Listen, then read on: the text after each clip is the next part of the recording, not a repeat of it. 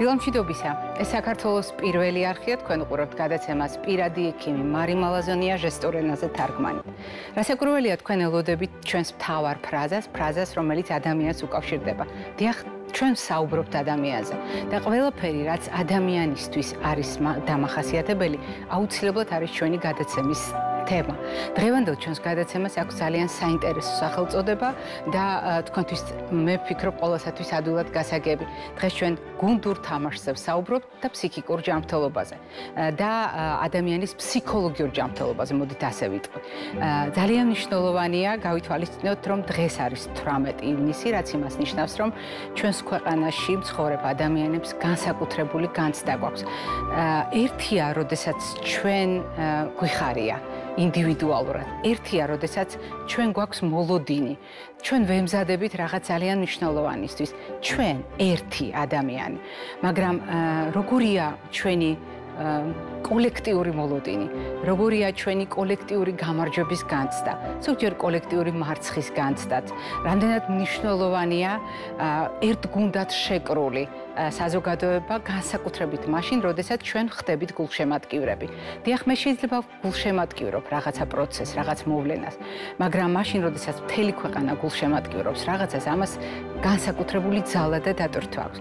მაგრამ არის თუ არა ეს მნიშვნელოვანი ფსიქოლოგიურ კონტექსტში და არის თუ არა ეს საყურადღებო ფსიქოლოგიური ჯანმრთელობის თვალსაზრისით და რას წარმოადგენს გუნდური თამაში, მაგალითად ბავშვებისთვის და მოზარდებისათვის, რატომ შეიძლება დღევანდელმა მოვლენამ და ყველა იმ ფაქტმა, რომელიც ამ მოვლენასთან არის კავშირში, შეცვალოს ჩვენი ქვეყნის ახალგაზრდების, ბავშვების დამოკიდებულება გუნდური თამაშის მიმართ, გამარჯვების მიმართ, ზოგადად მომავლის მიმართ, ამაზე ვისაუბრებთ დღეს ჩვენს გადაცემაში და თქვენ ალბათ შენიშნავთ, რომ ყველაფერი არის თემატური, არა მარტო გადაცემის სათაური, არამედ სტუდია, რომელიც ჩვენი არხის მიერ არის სწორედ ამ თარიღთან დაკავშირებით და ჩემპიონატთან დაკავშირებით საგანგებოდ მოწყობილი, სწორედ ჩვენი ჯანმრთელობის თემაზე ორიენტირებული გადაცემისათვის აღმოჩნდა ზუსტად თემატურად საჭირო და ახლა სტუდიაში შემოგვერთება ჩვენი გადაცემის მეგობარი და რაც თავია ბავშვების და მოზარდების მეგობარი და გულშემატკივარი,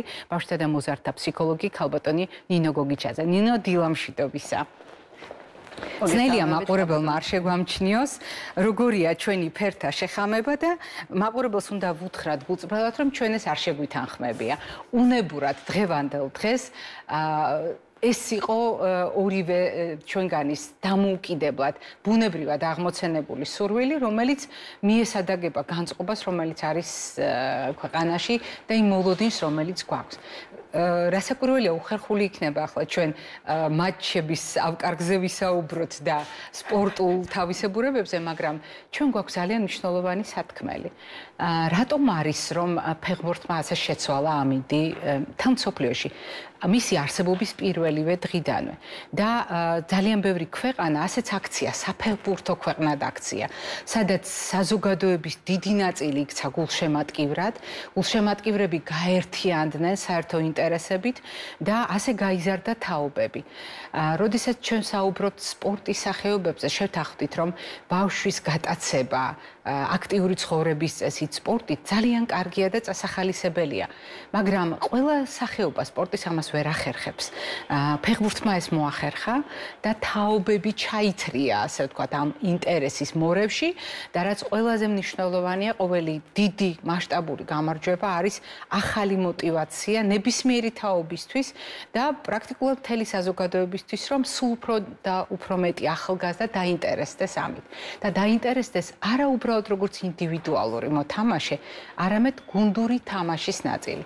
რას ნიშნავს ინდივიდუალური თამაში და რას ნიშნავს გუნდური თამაში? რა არსებითი განსხვავებაა და ფსიქოლოგიური თვალსაზრისით მე ერთი ინდივიდი დაკავებული სპორტით რო წარმოვიდგინოთ და მე როგორც ინდივიდი გუნდის ნაწილი, რომელიც ჩართულია გუნდურ თამაში. ძალიან ბევრი საკითხი დააყენეთ ქალბატონი მარი განსახილველად და დავიწყოთ იქიდან, რომ ეს ჩვენი мотиваცია ასე ვთქვათ, შეფერილობასთან, ტანსაცმლის შეფერილობასთან დაკავშირებით ახავს იმ დამოკიდებულებას, რომ ჩვენ ყველას გვინდა რომ ვიყოთ გუნდის წევრი და განცდა რომ ჩვენ ერთი გუნდი ვართ ადამიანისთვის ძალიან მნიშვნელოვანია. დავიწყოთ იმ თემიდან, რაც შეეხება ინდივიდის და გუნდის დაპირისპირებას თუ ერთობას თუ როგორც ვითარდება ეს განსხვავებას არსებით ხო? რას ნიშნავს ინდივიდუალურად და გუნდურად? ასპარეზობას ინდივიდუალურ სპორტში და გუნდურ სპორტში ორივე სპორტს სჭირდება ადამიანი, რომელიც მოტივირებულია და ინდივიდუალურად მუშაობს. თუმცა შედეგზე პასუხისმგებლობის მხრივ არის განსხვავებულობა ამ თემაში. ინდივიდუალური სპორტის შემთხვევაში ჩვენ პასუხს ვაგებთ ერთი ადამიანი აგებს თავის ქმედებაზე. ჯგუფის შემთხვევაში უკვე ჯგუფური პასუხისმგებლობა დგება და აქ არის ის მომენტები, რომელიც ძალიან რთულია ადამიანისთვის, იმიტომ რომ თუ თქვა ჩემ გამო წააგო გუნდმა, პასუხისმგებლობა ჩემზე გადმოდის. და როგორ გზნობ ამ მომენტში მე თავს რას აკეთებს გუნდი, რომ ეს პასუხისმგებლობა გაინაწილოს, მომეხმაროს, რომ ეს ტვირთი შემიმსუბუქდეს. ეს არის ჯანსაღი გუნდის ფუნქცია, რომ მიეხმაროს ინდივიდს, გაიზიაროს მისი ტვირთი. როდესაც ინდივიდი ვარ სპორტულ სახეობაში, იქ მარტო ჩემი პასუხისმგებლობა. თუმცა ეს ცოტა მაინც ზედაპირული მიდგომაა ნებისმიერ სპორტში, უკან ყოველთვის არის გუნდი. მოთამაშე ერთი არასდროს არ არის და ვერ დაუკარგავთ იმ ადამიანებს იმ დამსახურებას, რომელიც მწვრთნელია, მშობელია, გნებავთ საჯია, გნებავთ აუდიტორია, კომაგების თავად სპორტი შექმნის მომენტიდან არ არის ერთი ადამიანის, ასე ვთქვათ, სანახაობა ან განვითარება. ის ყოველთვის არის დამოკიდებული გუნდის უკავშირზე. ეხლა რა ვიცით ამ მხრივ? ზოგადად ინდივიდს აქვს თავისი საჭიროებები, გუნდს აქვს თავისი საჭიროებები. როდესაც ჩვენ ხვდებით გუნდში, რა გვემართება? უარი უნდა ვთქვათ ჩვენ საჭიროებებზე, თუ უნდა ავყვეთ გუნდის საჭიროებას. ეს ახლა კითხვის ნიშნები არ დგას. ცალსახად ავყვებით გუნდის საჭიროებას, იმიტომ რომ ადამიანს გარდა იმისა, რომ აქვს ინდივიდუალური მოთხოვნილება, აქვს მოთხოვნილება იყოს გუნდის წევრი და გუნდმა შეიფაროს, რადგან პირდაპირ ჩამონათვალში ადამიანის საჭიროების არის ის, რომ მე მაქვს მიკუთვნებულობის მოთხოვნილება. ამის გარეშე მე ვერ გადავრჩები. თვითონ ბიოლოგიურადაც ადამიანი ისე არის შექმნილი, რომ მარტო ვერ გადარჩება. ამიტომაც სჭირდება ეს ავტომატურად სჭირდება, რომ შეხედოს მეორე ადამიანს და გახდეს არა წყვილის წევრი, არამედ ჯგუფის წევრი. ანუ ეს მოთხოვნილება ძალიან კარგად კმაყოფილდება მე რო გუნდურ სპორტში და რას ვამბობთ ახლა ბავშვები, რომელსაც აქვთ სოციალური, ემოციური ქცევითი სირთულეები, ვეუბნებთ, რომ წაიყვანეთ, მიიყვანეთ გუნდურ სპორტში მიიყვანეთ და ეს მიეხმარება ემოციურ რეგულაციაში, სადაც აქ არის კონტროლის მექანიზმების განვითარებაში, გაუმჯობესებს აფექტს, სოციალური კომპეტენცია ცალსახად განვითარდება. რა ხდება? ეხლა დაუბრუნდეთ ფეხბურთს. როგორი სპორტი არის ფეხბურთი? ძალიან ბევრი ადამიანი ამბობს, რომ მთავარი სპორტი არის მსოფლიოში ფეხბურთი. ბევრი ფაქტორი იყო, რომელმაც ალბათ ამას ხელი შეუწყო და უპირიანი იქნება სპორტის ისტორიკოსებმა მოგვიყვნენ ეს როგორ ჩამოყალიბდა ეს ისე რომ ფეხბურთი ყველაზე გავრცელებული სპორტია, მაგრამ ესე მოყვარულის დონეზე რომ ახსნათ, ალბათ ყველაზე ხელმისაწვდომია, იმიტომ რომ მარტო ბურთი გჭირდება და ერთმა კაცმა შეიძლება ითამაშოს ფეხბურთი თუ ძალიან გაუჭირდა და ეს ძალიან დიდ ინფრასტრუქტურას არ მოითხოვს, როდესაც თავდაპირველად ფეხბურთი განვითარდა ეს როგორც ეზოში ასპარეზობის ნაწილი და უმრავლესობა ადამიანს წვდომა ქონია ამისთვის. ეს ძალიან მნიშვნელოვანია, რომ ყოველთვის არის რაღაცა სიტუაცია, სადაც შეიძლება ფეხბურთს ხელი შეახო, ეზოში, მინდორში, ქუჩაში, ფეხი კრა უბრალოდ და გონდეს ეს განცდა, რომელიც არის აი ამ ბურთთან ურთიერთობასთან დაკავშირებული და ეს კიდევ ერთი მომენტია. ანუ მე რამდენად შემიძლია მოთამაშის როლში შევიდე, როდესაც მე კომაგებზე ვისაუბრებთ, მე თუ უკვე მაქვს ეს გამოცდილება, რომ ფეხი მივარტყი ბურთს, უკვე განცდა მაქვს იმისა, რომ რაღაცა გამოცდილება შემიძლია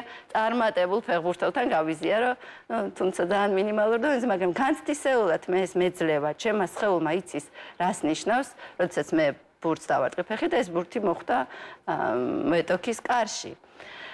ანუ ინდივიდუალურობა ყოველთვის გადადის უკანა ფლანგზე, როდესაც ჯგუფური სპორტის მონაწილე ვარ, თუმცა თუ არა ვარ ინდივიდუალური ჯგუფს არ ვაინტერესებ. აი ეს დაძაბულობა კიდევ იქნება ამ ჯგუფში, იმიტომ რომ ჩემი ინდივიდუალურობა მე განსაზღვრავს ამ გუნდის თამაშის თავისებურებას არ აქვს მნიშვნელობა რა იქნება სამსახური იქნება სპორტი იქნება ოჯახი იქნება და ვიცით რომ ყველა გუნდში გარდა იმისა რომ გუნდმა გუნდურად უნდა იმუშაოს როგორც ერთმა მექანიზმმა გადამწყვეტი როლი შეიძლება შეიტანონ თითოეულმა მოთამაშეებმა.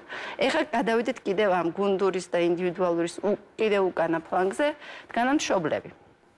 რაც ახლა კვლევები ინტერესდება ნელა-ნელა ამ გუნდურის კოლექტიური სპორტის გავლენით როგორც ბავშვზე ასევე მშობელზე და ირკვევა რომ ძალიან დიდი მნიშვნელობა წვრთნელთან ერთად პროგრამებთან ერთად რომელიც უნდა მიმართული იყოს ამ არამხოლოდ სპორტული ცხოვრების წესის ჯანსაღი ცხოვრების წესის აღზრდაში და სპორტი იძლევა ამის საშუალებას როგორ გადაებას ეს მთლიანობაში როგორ დავინახოთ ადამიანი მშობლების ერთიანობის განცდაზე ძალიან დიდ გავლენას ახდენს მშობლების მონაწილეობა თავიანთი შვილების ქომაგობაში ერთის მხრივ და მეორეს მხრივ თვითონ მშობლების მხრიდან მონაწილეობა აუმჯობესებს ბავშვის მხრიდან ფეხბურთის ან ნებისმიერი სპორტის აღქმას. ანუ სპორტსმენს ყოველთვის სჭირდება ინტერპრეტატორი მისი ქმედებისა მოედანზე და ამაში გადამწყვეტი როლი არის მშობლისა. ეხლა ასევე ეს მიგვიყვანს მე დიდ სპორტსმენებთან, რომელსაც ასევე სჭირდებათ ინტერპრეტატორები კომაგების სახით, რომლებიც დაუფასებენ იმ მაგს და 8 წელს, რომელსაც ისინი გაივლიან. ეხლა რაღაცნაირად თითქოს დიდი თემი შეიკრა. ანუ ყავს მოთამაშე ბავშვი, რომელსაც უდგას უკან მშობელი და პოტენციურად ეს ამ ბავშვს ეხმარება წვრთნელთან და იმ სპორტულ თემთან ერთად, რომ განვითარდეს და ჩამოყალიბდეს სპორტსმენი. ეხლა აქ დგება ესეთი რაღაცა, როდესაც ვლაპარაკობთ ჩვენ აი ჯგუფურ ერთიანობასთან, კოლექტივთან მიკუთვნებულობაზე. აქ არის ორი თემა. ერთი არის ის, რომ მე მაქვს საჭიროებები და ამის აუცილებლობა მაქვს, მე რომ ვიყო ჯგუფის ნაწილი და ვიცით რომ ის ადამიანები რომლებიც იზოლაციაში ხვდებიან, ისინი არამხოლოდ ჯგუფური ურთიერთობის ბენეფიტებზე ამბობენ უარს, ასე ვთქვათ, არამედ მათი ფსიქიკური ჯანმრთელობა უარესდება ამის არარსებობის ფონზე. ვიცით ასევე რომ აი კოლექტიურ საქმიანობაში მონაწილეობა ზრდის კეთილდღეობის განცდას და საბოლოო ჯამში ეს ჯანმრთელობის გაუმჯობესებაზეც აისახება. ანუ როგორი მოდელი გვაქვს? აუცილებლობა გვაქვს იმისა, რომ ვიყოთ რაღაცა კოლექტიურ ერთობაში ჩართული და აღმოჩნდება, რომ სპორტი ძალიან ბევრ მხრივ გვაძლევს ამის საშუალებას ჯგუფური საქმიანობის სახით და რა ხდება? საჭიროება დაგვიკვანყოფილ და გავხდით ჯგუფის წევრი კომპეტენციები გაგვიუმჯობეს და ვიგრძენით რომ დაცულები ვართ, როდესაც ვართ ჯგუფში, ჯგუფი და ეს მაგალითად ფეხბურთი გვაძლევს რა საშუალებას. მარტივი წესებია. რაღაცა უცებ შეგვიძლია ამ წესებს ალღო აუყოთ. შეიძლება ხა ოსტატურად ვერ ვითამაშოთ, მაგრამ ვითამაშოთ რაღაცა დონეზე ჩვენი ასე ვთქვათ, გულის მოსაუხებლად მაინც და შემდეგ გვქონდეს საშუალება რომ ეს განვიხილოთ. იმ ადამიანებთან, რომელთაც ასევე მარტივად აითვისეს ეს წესები. ეხლა როდესაც შეეხება ქომაგობას, უკვე ეს გამოცდილება მეხმარება მე რომ აი ამ წესების ათვისების საფუძველზე ამაზე ვიმსჯელო და გავიზიარო ეს წარმატება, ეხლა ამ შემთხვევაში ჩვენ წარმატების ტალღაზე ვართ და გამოვხატო ჩემი ემოციები, ჩემი დამოკიდებულება. ამას ძალიან ბევრი რამე არ სჭირდება. მე შემიძლია უბრალოდ ვიღაცი ნათქვამი გავიმეორო. სხვასთან გავაჟღერო იგივე ნათქვამი და ამას ისეთივე ემოციური წონა და მნიშვნელობა ექნება, როგორც თითქოს არასდროს არ თქმულს ჩემთვისაც და იმ ადამიანისთვისაც, ვინც ამას მოისმენს, როცა ჩვენი ემოციები ერთმანეთს დაემთხება. ანუ ეხლა ჯგუფში რა ხდება? ჩვენ გვაქვს ემოციური საჭიროებები და თუ ეს ემოციური საჭიროება ერთმანეთს ემთხვევა, ჩვენ ვიღებთ კატალიზატორულ ეფექტს, იზრდება ეს ჩვენი ემოციების გამოხატვის, გაზიარების და ამ თვითონ ემოციის გრძნობის შესაძლებლობა.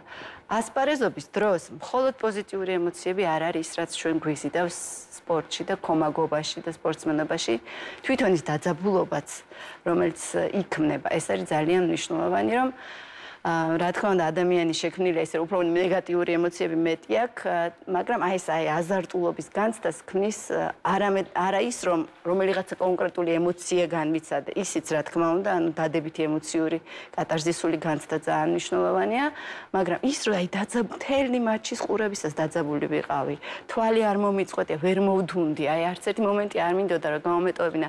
ეხლა სანახაობრივად ფეხბურთი სანახაობრივი სპორტია და თუ კარგად მიმდინარეობს მატჩი ჩემი მოყვარულის შეხედულებიდან არც მოგინდება რომ თვალი მოწყვიტო და ეს კომენტირების შესაძლებლობას თან უყურებ, თან კომენტარს აკეთებ, ეს ძალიან ითრევს აი ამ კომაგებს, რომლებიც ჩართულები არიან, გნებავთ ტელევიზორიდან, სავარძლიდან, გნებავთ თვითონ სტადიონიდან. ან ეს სპორტი მაძლევს მე საშუალებას, რომ სრულფასოვნად ვიგრძნო ჩემი თავი, როგორც ადამიანმა, რომელიც გრძნობ, რომელიც ვფიქრობ, რომელსაც შემიძლია ეს რაღაცეები გაუზიარო არა ერთ ადამიანს, არამედ ჯგუფს და ჩვენი შეხედულებები დაემთხვეს.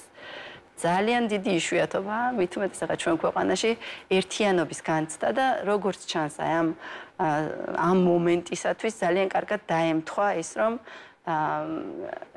გუნდის გამარჯვება და ის გამარჯვება, რომელიც თქვათ ევროპასთან კავშირზე მიუთითებს, დაემთხვა იმ შეხედულებებს, რომელიც საზოგადოებაში არის გავრცელებული, ჩვენ გვინდა რაღაცა გაჭრა, რაღაცა სხვა ეტაპზე გადასვლა და ეს გუნდის კომაგობა და რაღაცა ეროვნული ნაციონალური შეხედულებები დაემთხვა ერთმანეთს. თუმცა არის ლაპარაკი, რომ ფეხბურთი არ არის ნაციონალური სპორტი და არის გლობალური სპორტი და კომაგები ახლა ვინც ფეხბურთის კომაგები არიან, კომაგობენ სხვადასხვა გუნდს, მაგრამ ძალიან სასიამოვნოა, როცა ეს ნაციონალური αφილაციის შეგრძნება და გუნდთან ერთობის ნაკრების გუნდთან ერთობის შეგრძნება ერთმანეთს ემთხვევა და ამის მაგალითი ეს რომ ქალაქი თითქმის დაცლილია და ნამდვილად ასეა და ძალიან მნიშვნელოვანია სხვათა შორის თქვენ ბრძანებდით ამის შესახებ, როდესაც მე ვგრძნობ პასუხისმგებლობას. ერთია, როდესაც გუნდში ადამიანი თამაშობს და ჩვენ თქვით, რომ ბავშვები, რომლებიც ხდებიან ფეხბურთის ნაწილი, ისინი გუნდურ თამაშს სწავლობენ და საკუთარი ინდივიდუალობის შენარჩუნებით სწავლობენ სხვა ადამიანთა ინტერესებისა და რასთავარი პასუხისმგებლობის გაზიარებას. ჩემს გამო მარცხი რას ნიშნავს, მაგრამ არის მეორე განცდაც, როდესაც მე კარგად ვითამაშე, მაგრამ მიუხედავად ამისა არც თუ ისე კარგი შედეგი დადგა. და ამ დროს კიდევ არის ერთი მომენტი, რაზედაც თქვენ საუბრობდით. იერარქია, ბავშვი თამაშობს, დედა და მამა გულშემატკივრობს, ბებია ბაბუა კიდევ უფრო მეტად გულშემატკივრობს და ნერვიულობს, შემდეგ არის, ვთქვათ, პროფესიული შეფასება, პედაგოგი და ასე შემდეგ. მოგვიანებით ჩნდებიან კომაგები. მაგრამ ბავშვები დღეს საქართველოში ახალგაზრდები, ბავშვები, მიჯაჭვულები ეკრანებს დღეს არიან კომაგების როლში. აი მათში ეს როგორ ამძაფრებს გუნდური თამაშის განცდას და რას შეცვლის ფსიქოლოგიური ჯანმრთელობის კონტექსტში. რამდენად მნიშვნელოვანია, როდესაც მაყურებლის როლში, კომაგის როლში არის გუნდური მოთამაშე და თქვენ ძალიან მნიშვნელოვანი ფრაზით დაიწყეთ დღეს საუბარი. თქვენ ბრძანეთ, რომ თუნდაც ჩვენი სტუდიის მორთულობა, თუნდაც ჩვენი სამოსი, თუნდაც ჩვენი განწყობა და თუნდაც ის, რომ პირადი ექიმი მარი მალაზონია დღეს გადის ეთერში თემით გუნდური თამაში და ფსიქოლოგიური ჯანმრთელობა ადასტურებს იმას, რომ ჩვენ დღეს ვართ კოლექტიური გულშემატკივრობის პროცესში. ეს რას ცვლის ბავშვისათვის და ახალგაზრდისათვის, რომელიც ნებაყოფილობით, სიამოვნებით ხდება აი ესეთი კოლექტიური კომაგობის ნაწილი. ჩემთვის გასაკვირი იყო, რომ აღმოვაჩინე, რომ სპორტის ფსიქოლოგები იკვლევენ ამ საკითხს, აი კომაგების დასწრება მატჩზე თურმე ცვლის მათ მხრიდან კეთილდღეობის აღქმას. არ მოველოდი, რომ ეს ესე თქვა ტესტური მონაცემებითაც შეიძლება იყოს დასაბუთებული, რომ ადამიანი მას შემდეგ კვლევებით არის დადასტურებული.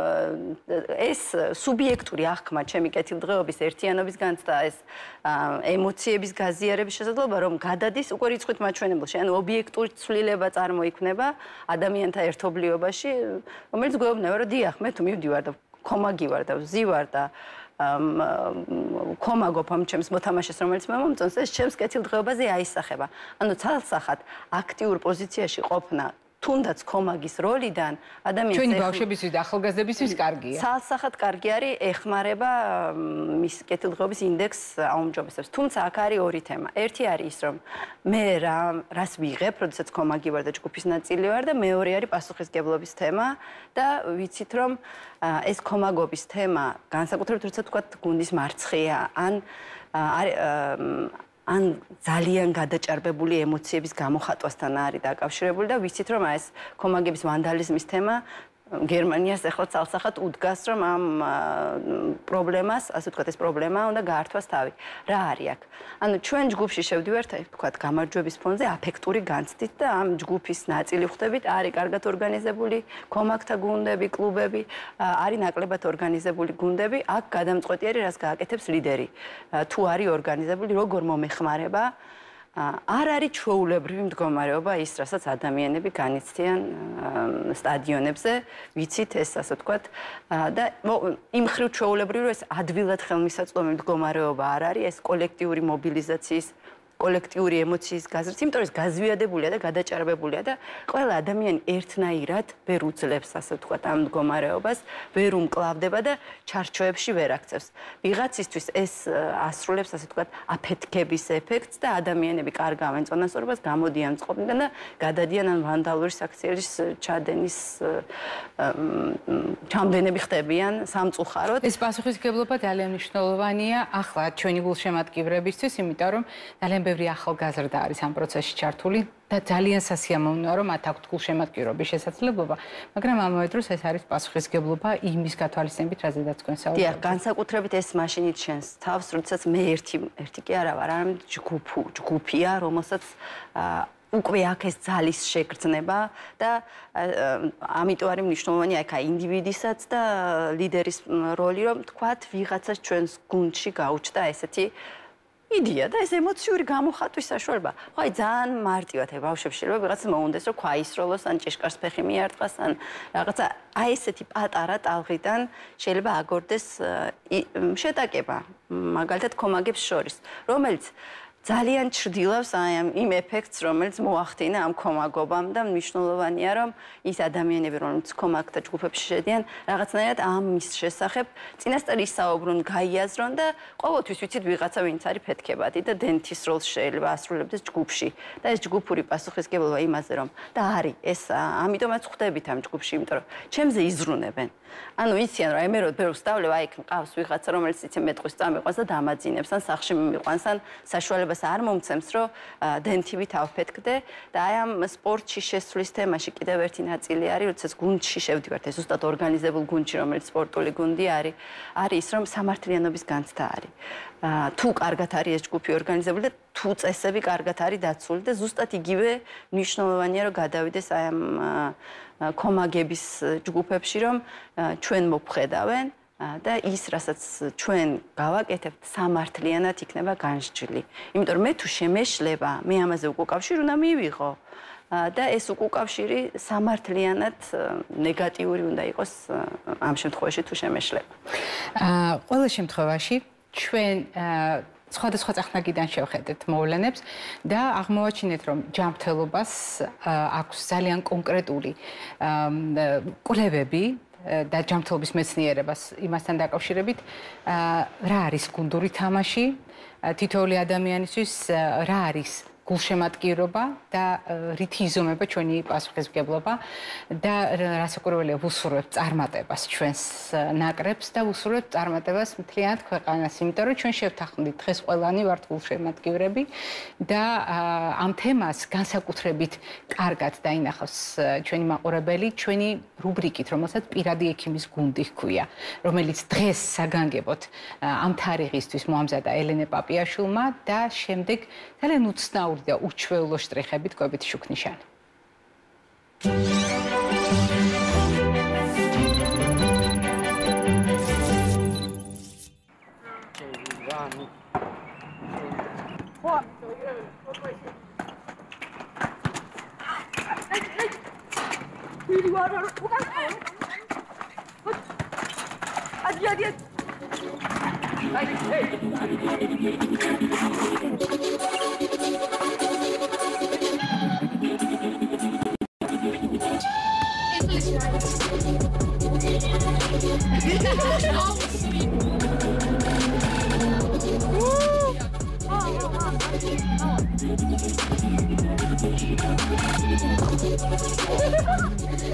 სამი წლის ასაკიდან დავიწყე ალბათ ფეხბურთის ყურება, იმიტომ რომ დედაჩემის ახლო მეგობარს უყვარდა ძალიან ჩელსი ფეხბურთის გუნდი და სახში მივდიოდი სტუმრად რომ მივდიოდი, სულ ჩართული ქონდა და მეც დაინტერესდი და შემდგომ დავიწყე თამაში და შემიყვარდა ძალიან ეს სპორტი.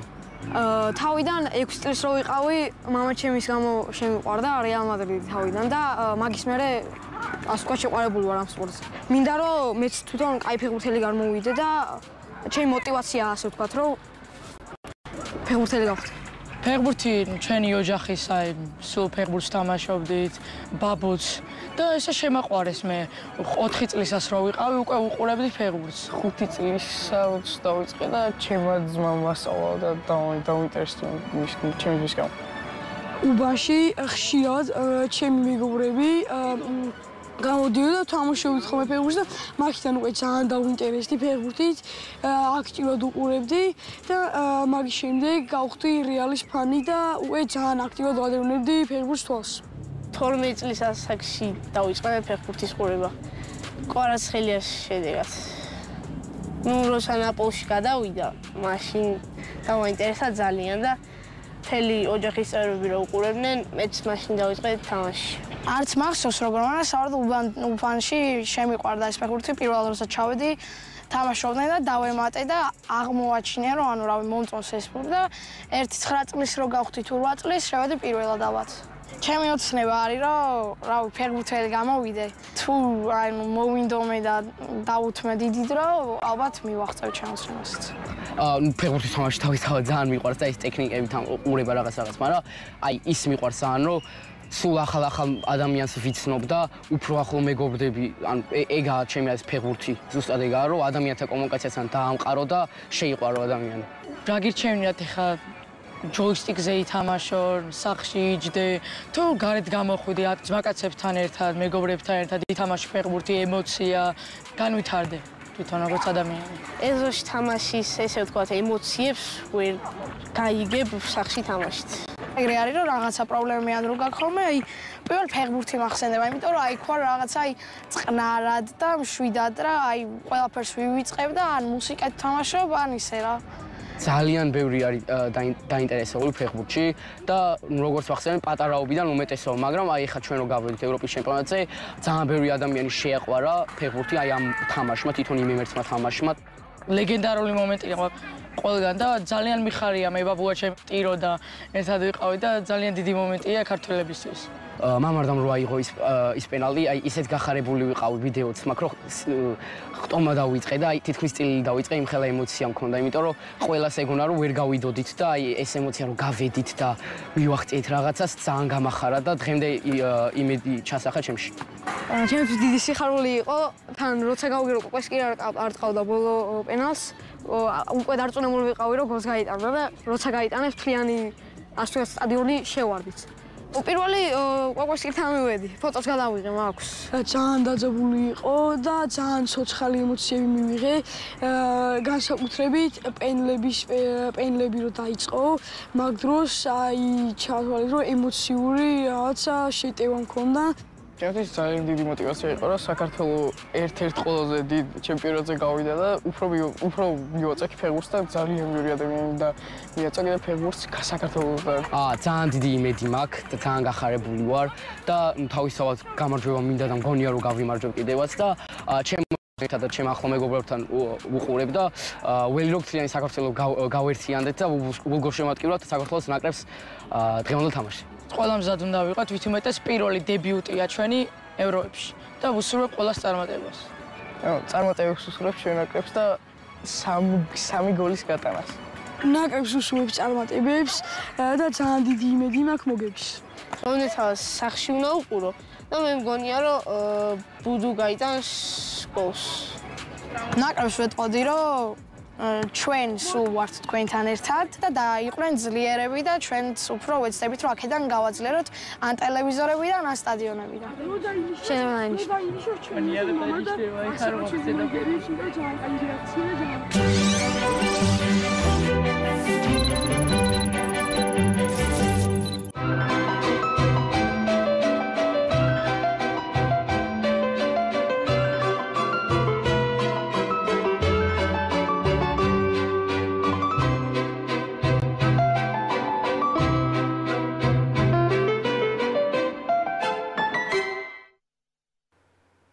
კვებით შუქნიშანი ტრადიციული შუქნიშნის ფერებით მწვანე ნებადართვით, ყვითელი სიფრთხილით, წითელი აკრძალვით, უფრო სწორად შეზღუდვით, იშვიათად აკრძალვით და მთავარი სათქმელით მომაქცია ყურადღება დღეს ლოგიკურად არის ბურთით წარმოდგენილი, იმიტომ რომ დღეს ყველანი ცდილობთ რომ ყურადღება დაუთმოთ ფეხბურთს. ეს ძალიან გვაერთიანებს და მნიშვნელოვანია, თუმცა როგორც დღევანდელი ჩვენი გადაცემის სტუმარმა, ბავშვთა და მოზარდთა ფსიქოლოგმა ქალბატონმა ნინო გოგიჩაძემ ბრძანა, განსაკუთრებით მნიშვნელოვანია როგორ ვიქცევით ჩვენ როგორც გულშემატკივრები.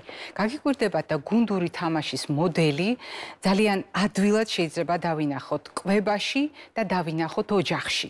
როდესაც მაგალითად დიასახლისი იღებს გადაწყვეტილებას მოამზადოს კერძი, ეს შეიძლება იყოს ბევრი ფაქტორით ნაკარნახევი. ეს შეიძლება იყოს უბრალოდ ძალიან გემრიელი კერძი, იყოს ძალიან მსუყე კერძი, იყოს ადვილად მოსამზადებელი, იყოს ხელმისაწვდომი, ეკონომიკურად გამართლებული და ასე შემდეგ.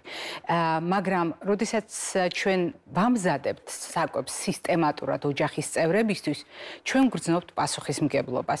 ამ დროს ერთგვარად გუნდის ლიდერები ვხდებით და ეს ლიდერობა გულისხმობს სწორედ პასუხისმგებლობას კვებითი ჩვევების, კვებითი ქცევების ჩამოყალიბებასთან დაკავშირებით, კვების რეჟიმის, ულუფის, რაციონის დამკვიდრებისათვის.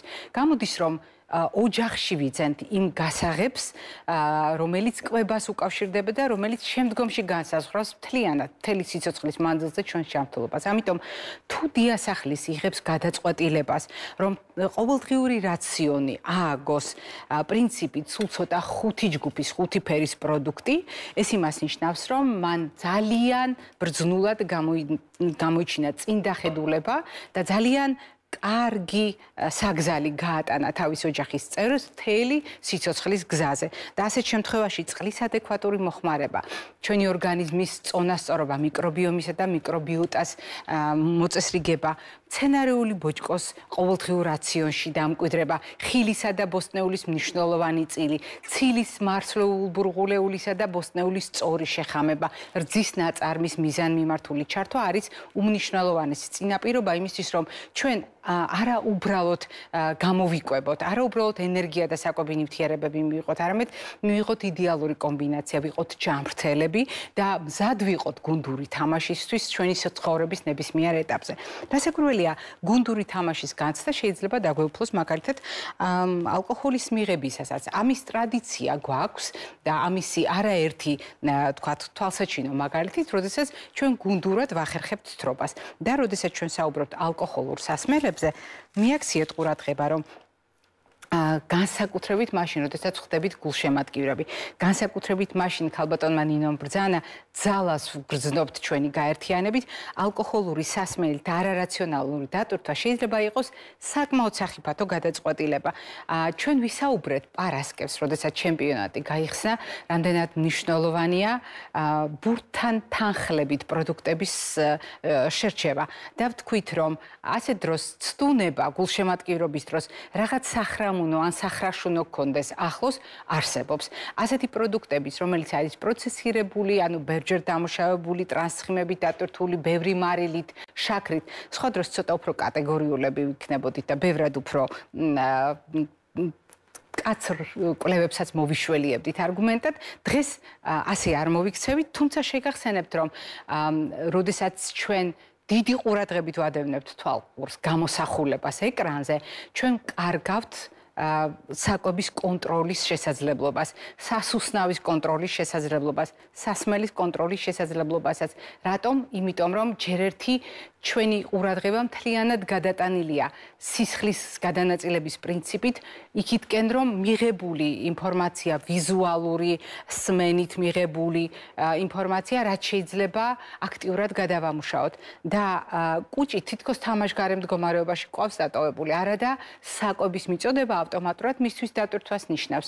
ჩვენ ვერ აკონტროლებთ, როგორც შევთანხმდით, ვერც რეჟიმს, ვერც ულუფას და ვერც რაციონს, მაგრამ ამავე დროს ვერ ვაკონტროლებთ ვისაუბრებთ გემოს და აი ამ საგემოვნო აღქმის დაკარგვა კიდევ ერთი წინაპირობაა იმისათვის, რომ ჩვენ მთლიანად დავკარგოთ კვებაზე კონტროლი. რასაკვირველია, თქვენ თვლით, რომ ამ დროს გაცილებით მნიშვნელოვანია ბურთზე კონტროლი, როცა ფეხბურთის მატჩი მიმდინარეობს, მაგრამ ეს არის უშუალოდ მოთამაშეების ამოცანა და ჩვენი ამოცანა გულშემატკივრების არის რაც შეიძლება გულწრფელები ვიყოთ პროცესში, რაც შეიძლება ბევრი დადებითი ემოცია მივიღოთ და ნაკლები ზიანი მოუტანოთ ჩვენ შემთხვევას. მაგრამ არის კიდევ ერთი ძალიან მნიშვნელოვანი მომენტი, რომელიც გუნდურ თამაშს უხდება და რომელიც დაშიფრულია ჩვენს ტრადიციულ კვებაში. ქართულ ენაში ამბობენ მარტო კაცი ჭამაშიაც ბრალიაო და ეს კიდევ ერთხელ უსვამს ხაზს გუნდურობას. ჩვენ გვიყვარს საერთო ტრაპეზი, ჩვენ გვიყვარს ტრაპეზის გაზიარება. ნახეთ როგორია ჩვენი სტუდიის პერსონაჟთა ხალხმრავლობა და როდესაც ჩვენი წინაპარი ტრაპეზს უზიარებდა თანამოთემეთ, ეს იმას ნიშნავდა, რომ უზიარებდა განცდებს, უზიარებდა ემოციებს. დღეს როგორც არასდროს ჩვენ ვართ გულშემატკივრები და დღეს როგორც არასდროს ჩვენ ვართ ერთმანეთისთვის ემოციების გამზიარებლები. ტრაპეზის გამზიარებლებიც და ასეთ შემთხვევაში, როდესაც ჩვენ საუბრობთ ერთად შეკრებაზე, ერთად კვებაზე, ერთად საუბარზე, ერთად სიმღერაზე, დღეს ამისთვის კარგი საბაბი გვაქვს და მე ვფიქრობ, რაც შეიძლება მეტი სიკეთით და ასე ვთქვათ, სარგებლით ჩვენი ჯანმრთელობისათვის, როგორც ფიზიკური, ასევე მენტალური, ასევე სოციალური თვალსაზრისით შეგვიძლია ეს დღე აღნიშნოთ ჩვენს კალენდარში და რასაკვირველია, ვუსურვებ ყველას, ვინც მოედანზე იქნება წარმატებას, მაგრამ ამავე დროს მინდა ვუსურვო წარმატება ყველა ჩვენგანს, მთელ საქართველოს ისეთ მნიშვნელოვან დღეს, როგორც დღეს გახლავთ. მე ხვალამდე გემშვიდობებით და იმედი მაქვს, რომ განსხვავებული განწყობით, კიდევ უფრო საზეიმო განწყობით შევხვდებით ერთმანეთს. ხვალამდე ჯანმრთელობას და დღეგრძელობას, გამარჯვებას გისურვებთ.